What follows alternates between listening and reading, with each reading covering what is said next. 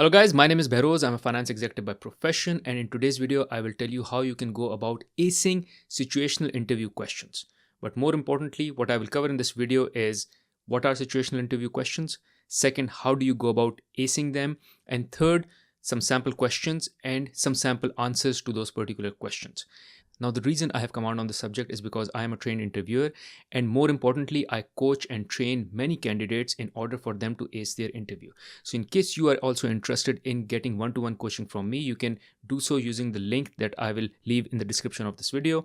You can book time in my calendar and we can connect for a one-to-one coaching. In case you are interested in knowing what will I cover in that one-to-one coaching, I will leave a link to a recorded video that I had with one of the candidates. You can check it out just for you to have an idea as to what kind of things will I be covering in that particular session. Now, another request, which is please make sure if you find any value from this video, is to like the video and more importantly to subscribe to the channel. On this channel I share content pertaining to how you can achieve career success and also personal finance success. So how can you be successful in your career and be more wealthy? Now, in case you are interested in any of these topics, make sure you subscribe to the channel. Now let's get talking about what is a situational interview question. A situational interview question is a question where a situation is provided to you by the interviewer. They are not asking you a behavioral interview question, which is tell me about a time when something happened in your past experience. No, that is a behavioral interview question. In a situational interview question, they will give you a situation in future. So what if you encounter such a situation? What happens if you encounter a conflicting situation, like you have a conflict with a colleague or a disagreement with your manager? How will you manage that situation? Or what will you do if the business has reduced in size by, let's say, 20-30%? Or what will you do if you are losing share? So there could be business questions, there could be people management question, conflicting questions, but question pertaining to a situation in future. So if you encounter such a situation, how will you go about handling it? So it's more of a theoretical question and also has a theoretical answer to it, because there is no experience that you need to share from history or from your past experience. All you need to do is tell them or explain to them how will you go about managing or handling such a situation. Now, how do you go about acing such questions? Number one is not to use the CAR model. The CAR model is where you have context, where you have action and result. So when you're asked a behavioral question, you use a CAR model, which is context, action, and result. However, here in the situation question, there is no context because the context has already been provided to you, which is, let's say the context is, what if the business starts to decline in its share and the competition is investing more and they start to gain share and we are losing share? What will you do? So that is the context. So all you need to do is you need to focus on the actions you will take in order for you to manage the situation or to improve on the situation or to seek certain results that you want to seek. And of course, you don't need to dwell on the results part as well, because the results are kind of understood that they need to be, or they will be good results, or they will be positive results. And you don't need to share exactly the result itself because you don't know what the result would be. It's just a situation in future which you need to fix, and you will just share actions. And the idea is once you've delivered those actions, the result will be positive. It will be good result. So there is no CAR model. You're given a context and you will just need to come up with actions to solve that particular context or the particular situation. So this is number one. Second is make sure you have your answer pre-worked. What it means is, for you to know what to answer, you need to first know what kind of question to expect. Now, this is very easy. What you need to do is thoroughly read the job description and understand what kind of skills and behaviors they are looking for. So there would be things like influencing decision making, or there would be things like being a team player, or there would be things like developing strategy, managing people. All of these are keywords in terms of the behavior they want you to demonstrate. And they would be testing you and asking you questions whether you can demonstrate these behaviors or not. And hence, the situational questions that you will be asked would be around these certain behaviors that are already called out in the job description. Now, the second smart way to figuring out what kind of questions to expect, which is what kind of behaviors they are looking for, is when you have your introductory interview with the hiring manager, or even better when it is with the HR manager or the recruiter, ask them. When they flip the interview to you and they say, tell me if you have any questions for me, ask them, what does success look like for this individual coming in this role? What are the key attributes you are looking for when you are hiring for this particular position? Those are the key attributes that have been listed down internally when they were putting the position for advertisement on particular platform, let's say LinkedIn or on their particular platform. So there are certain behaviors which are called out in the job description, but job description are usually wordy, and it is very difficult to decipher exactly what are the top 2, 3, 4, 5 things which are most important. But when you ask them directly, they will tell you exactly the 2, 3, 4 things that are extremely important for them when they are seeking this particular candidate. So now you have the job description, you've read the job description, you understand what they're looking for. You double check with the recruiter as well, and the recruiter confirmed to you that these are the key behaviors that they are looking for. So now you already know the questions. The way you know the questions is because you know the behavior. So for instance, if the behavior is influencing decision making, then the question would be, can you tell me how would you go about influencing decisions in an organization? Or if the particular behavior that they are looking for is managing within a matrix organization, so they will ask you a question on, can you tell me how would you go about managing workspace or work in a matrix organization? Or if they are looking for someone who can develop and teach people or grow and develop people, then they would ask you a question around, can you tell me what is your people management or people development philosophy? So these are all theoretical questions, like in future. Or for instance, they're looking for strategy development, so they can ask you, if our business declines by, let's say, 20 percentage points in a particular given year, how would you go about bringing the sales growth back? What is the strategy that you will develop, or how will you go about developing the strategy in order for the business to grow again? Again, all future questions or situation questions. So now exactly once you know the behaviors and the skills that they are looking for because you've read the job description or you've talked to the recruiter, you exactly know what kind of questions to expect. What are the areas where they would be asking you certain questions?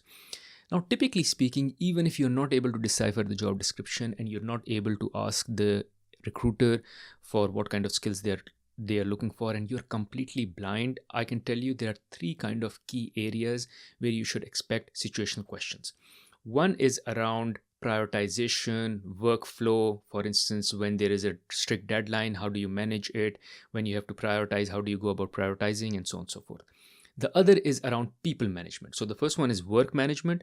The other is people management. How do you influence people? How do you manage conflict? How do you convince the team or make them run against a particular vision? How do you influence them? How do you kind of engage them, and so on and so forth?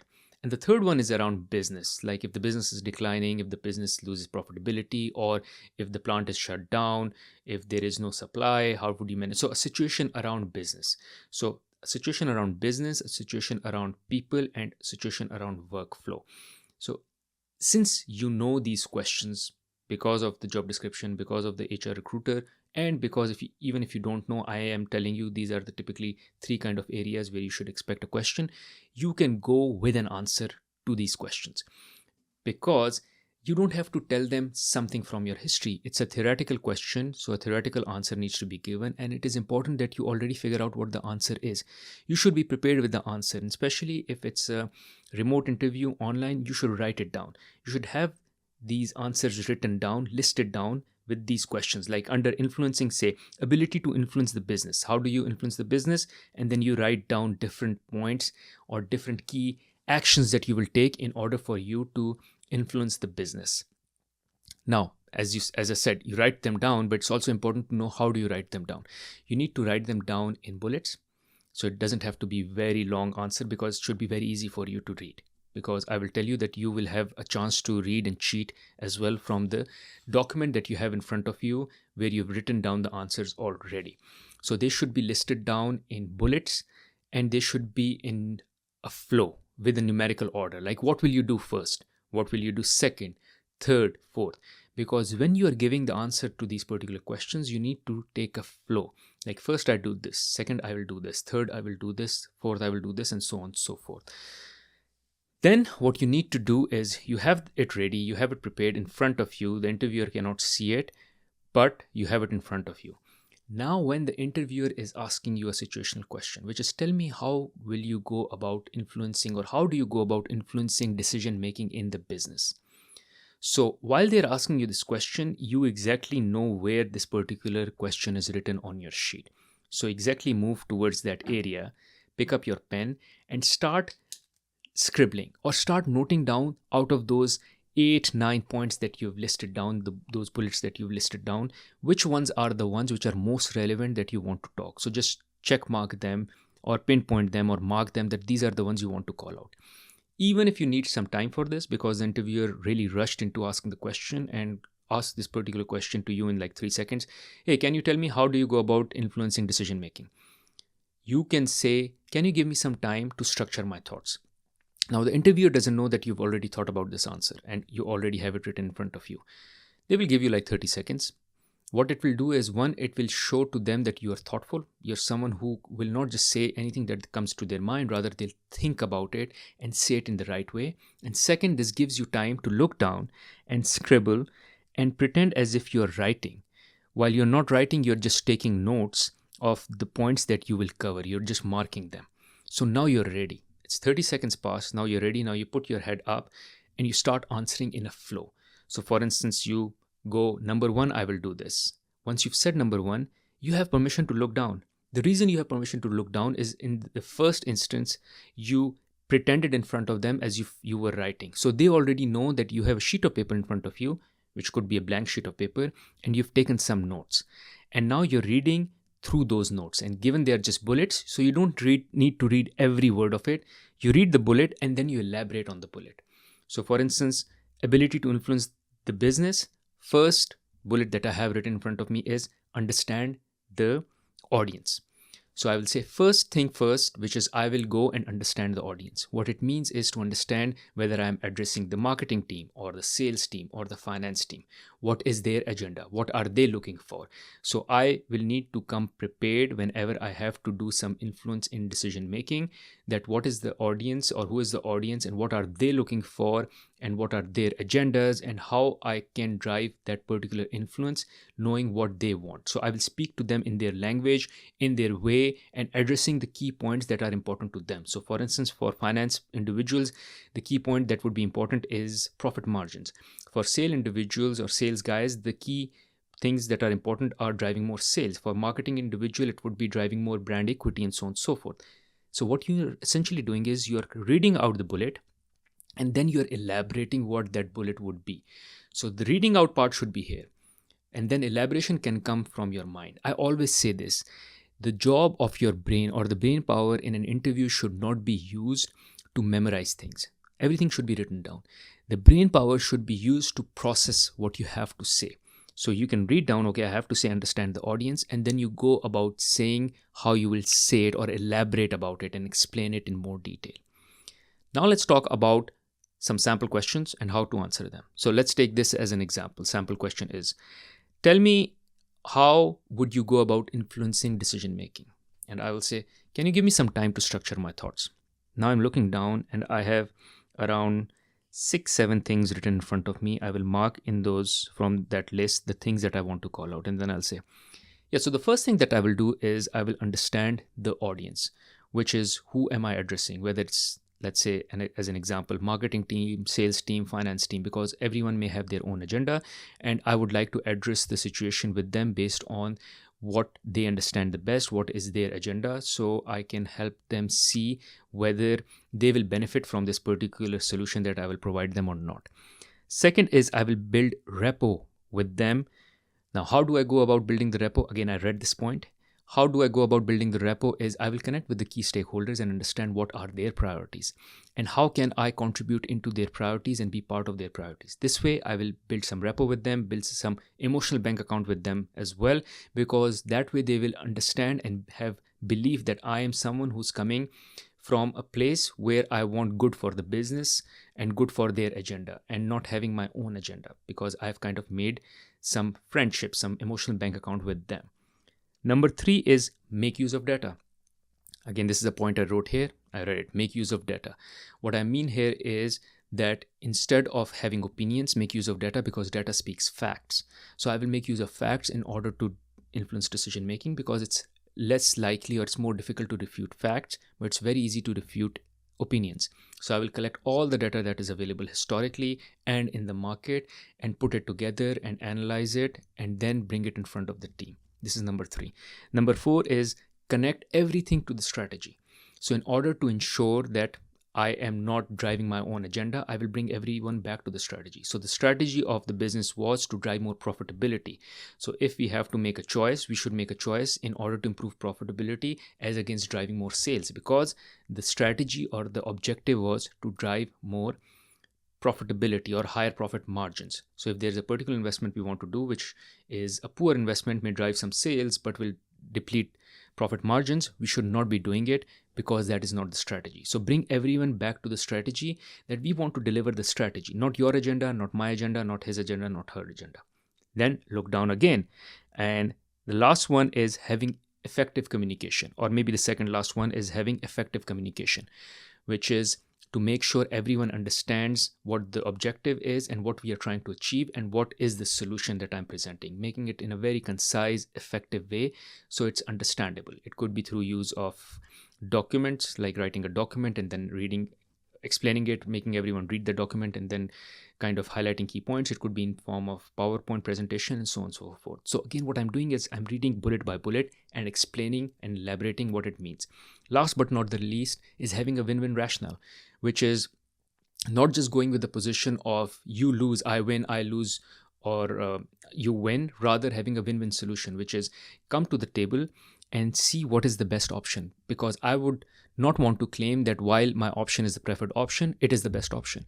It is only the option which is best when everyone comes together on the table, puts all their agenda in the basket on the table, and then we come out with the best solution. So I will have a driving agenda on a particular point or my preference, but so would others have some preference as well. And then we discuss every option on the table. We put all the options together, discuss. And if someone else's option or business solution is better than mine, I'm ready to go with that.